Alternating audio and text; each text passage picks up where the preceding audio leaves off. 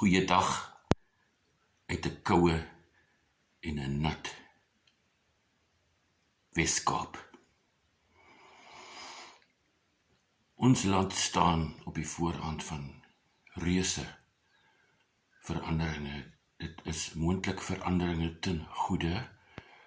Dit kan ook moontlik slegte veranderinge wees. Ons kan dalk binne die volgende paar dae weet.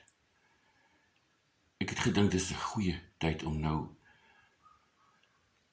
voort te gaan met Koos se vlog. Koos se vlog. Ek het seker meer as 'n jaar laas 'n vlog uitgebring en dis nou tyd om dit weer te doen.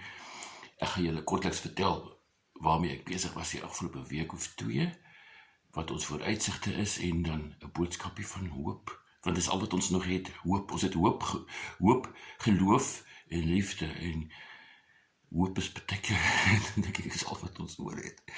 O ja, daar's 'n rede hoekom ek vandag my cheetah hoedjie dra. Ek sal dit nou vertel daaroor. Dankie. Welkom terug by Koos se vlog.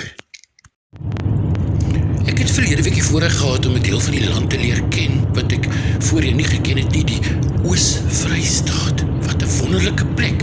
Hulle het ons my 'n bottel wyn gemaak met my eie label, al was dit net vir een aand. En hulle het my nuwe boek gekoop. Hulle was geïnteresseerd.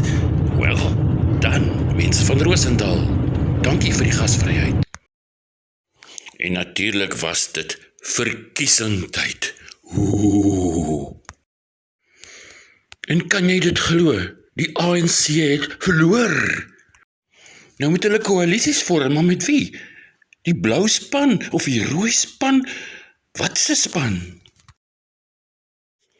Bestel asseblief my nuwe boek en o ja, onthou, 9 Junie is ek by Daisy Jones. Goed dan, tot volgende keer met Koos se vlog.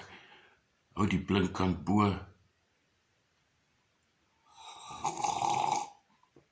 En hou aan hoop, want daar is altyd